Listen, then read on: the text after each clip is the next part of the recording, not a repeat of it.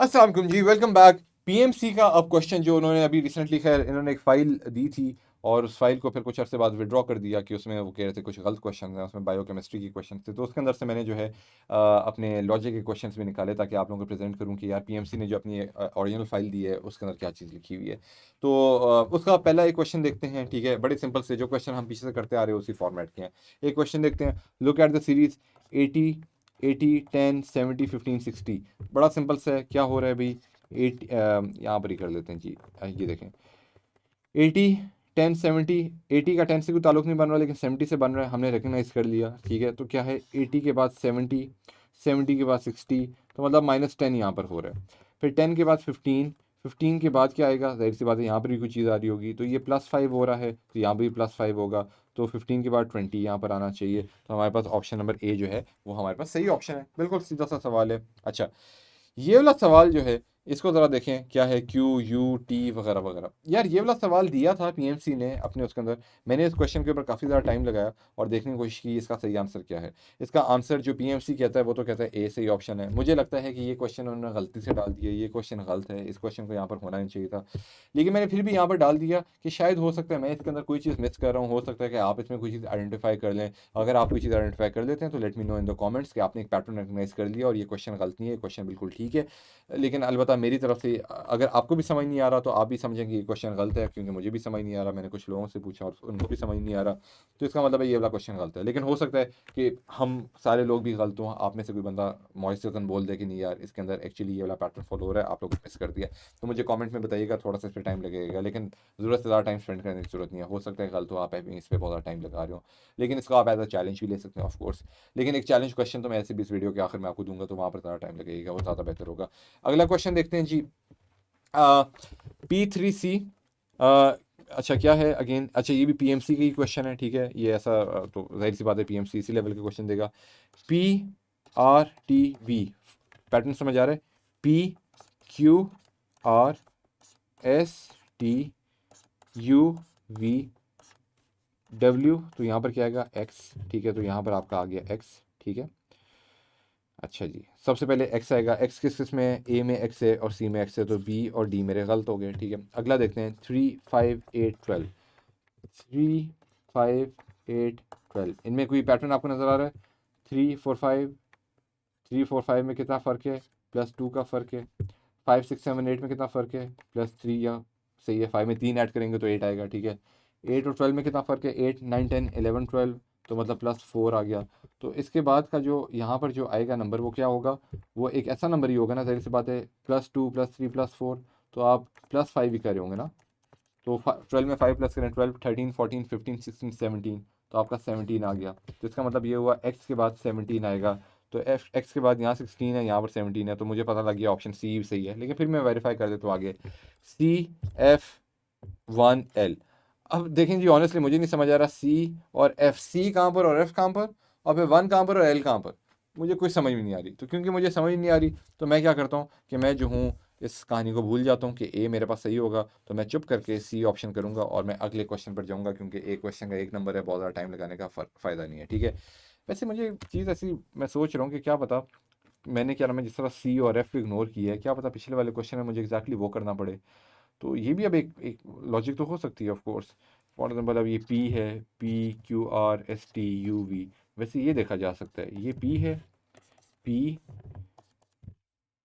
PQRSTUV, तो फिर क्या डब्ल्यू आएगा, PQRSTUVWX, तो आखिरी वाला वर्ड जो है वो एक्स आएगा। हाँ, तो आखिरी वाला तो एक्स आना चाहिए, वो तो इसमें फॉलो ही नहीं हो रहा। अगर इसको देखूँ, ओ सही है, PQRSTUV, तो डब्ल्यू और एक्स आना चाहिए, तो इसमें किसी में एक्स नहीं। अगेन वही वाली बात है, मुझे लग रहा है क्वेश्चन गलत है, आप ज़रा देख लीजिएगा। खैर आई होप आपको इस वाले सवाल की लॉजिक समझ आ गई होगी, ठीक है जी। अच्छा जी, पीएमसी के मेरे ख्याल से ये 3 क्वेश्चन थे इस वाले टॉपिक में से, तो ये तो हमने बड़े आराम से कर लिया। आपके लिए अब क्या नाम है, एक प्रैक्टिस क्वेश्चन, सही है। एक प्रैक्टिस क्वेश्चन बड़ा ईजी सा है, ये मुझे थोड़ा इंटरेस्टिंग लग रहा था, मैंने कहा आप लोगों के लिए थोड़ा सा मैं रख लेता हूँ, ठीक है। इस वाले के अंदर क्या हो रहा है जी, इसमें क्या हो रहा है, आप ज़रा पॉज करें और बताएं इसका क्या आंसर होना चाहिए, और प्लीज़ पॉज करके ना सोचें और कमेंट के अंदर आंसर लिख दें, ठीक है। आप फॉर एग्जांपल बोलें यार ये इसको क्या बोल सकते हो, मैं practice question number for example बोलता हूँ, एम ही बोल देता हूँ अपनी तरफ से, प्रैक्टिस क्वेश्चन अल्फ़ा। तो आप क्या मैं कमेंट में बताएं कि अल्फ़ा का क्या आंसर था, ठीक है। खैर मैं इसका क्या आंसर होगा, सिंपल सी बात है, इसमें क्या चीज़ मुश्किल है। ये दो शेप्स हैं, एक शेप के अंदर दूसरी शेप है, शेप में क्या हो रहा है, 1 2 3 4 5। इनफैक्ट यू नो व्हाट, मैं इसका आंसर आपको नहीं बताता, आप खुद से ज़रा सा सॉल्व करें, बड़ा सिंपल सा है, सिंपल सी लॉजिक है, बताएं जी इसका आंसर क्या है। तो प्रैक्टिस क्वेश्चन अल्फ़ा जो है, इसका आंसर आप मुझे कमेंट्स में करके ज़रूर बताएं, ठीक है। और इसके बाद एक और अमेजिंग क्वेश्चन है, उसका आंसर भी ज़रूर बताइएगा। इसका आंसर जो है which comes next in the box, ये थोड़ा सा कॉम्प्लिकेटेड है, और पीएमसी से मुझे पूरी पूरी उम्मीद है कि वो जो है थोड़ी सी डिफ़िकल्टी लेवल बढ़ा कर भी, क्योंकि अभी उसको खुद समझ में नहीं आ रही, कभी वो किस तरह का पेपर सैम्पल पेपर दे रहा है, सिलेबस के अंदर जिस तरह की चीज़ बना रहा है वो सैम्पल के अंदर नहीं दे रहा, सैम्पल के अंदर वो कभी विड्रॉ कर रहा है, गलत आंसर दे रहा है। तो पीएमसी को रात को ख्वाब आना है कि यार थोड़ा सा कॉम्प्लिकेटेड क्वेश्चन दे देते हैं, तो वो भी शायद उठा कर दे दें। तो ये वाला एक प्रैक्टिस क्वेश्चन है आपके सामने, ठीक है, इसको ज़रा सॉल्व करें। थोड़ा सा टाइम लगेगा, लेकिन बहुत मज़े का क्वेश्चन है, बहुत ट्रिक क्वेश्चन है। मैं आपको बताता चलूँ कि मैंने ऑलमोस्ट 10 लोगों को ये क्वेश्चन दिया है, 10 में से सिर्फ और सिर्फ 3 लोग ये वाला सवाल कर पाए हैं, 7 लोग नहीं कर पाए। तो देखते हैं कि आप उस 3 लोगों में हैं कि नहीं है। तो कमेंट्स में मुझे बताइएगा। इनके जो आंसर्स हैं वो मैं उन लोगों को दूंगा जो मुझे इंस्टा में इनबॉक्स करेंगे और मुझसे पूछेंगे, तो मैं उनको बता दूंगा, ठीक है जी। इसका आंसर बड़े मज़े का है, ठीक है। तो मुझे जो है, अगर आपने इसका आंसर पता करना है तो मुझे आपने सिर्फ इसकी पिक्चर इनबॉक्स करनी है, तो मैं आपको इसका आंसर दे दूंगा, ठीक है जी। समझ आ गया। तो ये सिर्फ कहानी है जी। मेरे ख्याल से हम लोगों ने जो है काफ़ी लेटर सिंबल्स कर लिए, यही चीज़ है, कोई इसका मुश्किल नहीं है, कोई इसमें कहानी नहीं है। आप लोगों के लिए बस जो होमवर्क है वो यही है कि आप इंटरनेट में जाए, सिंबल सीरीज़ के क्वेश्चन जितने कर सकते हैं उनको करें, अगर टाइम है तो, अगर टाइम नहीं है तो जितने हमने कर लिए होते हैं बहुत हैं। लेकिन it's always a good idea. अब देखें, अगर आपने मेरे साथ साथ अगर आप क्वेश्चंस कर रहे थे और जब मैं पॉज करने को कह रहा था, और अगर आप पॉज कर रहे थे और उसके बाद अगर आप वापस से आ रहे थे, और अगर आपका वही आंसर होता था जो मेरा होता था, तो इसका मतलब आपकी लॉजिक ठीक है। लेकिन अगर आपकी बहुत गलतियाँ हो रही थी, तो ये नीड मोर प्रैक्टिस। तो नियर पीरियड की वेबसाइट पे भी हम और क्विज़ अपलोड करेंगे जितने हमें मिले।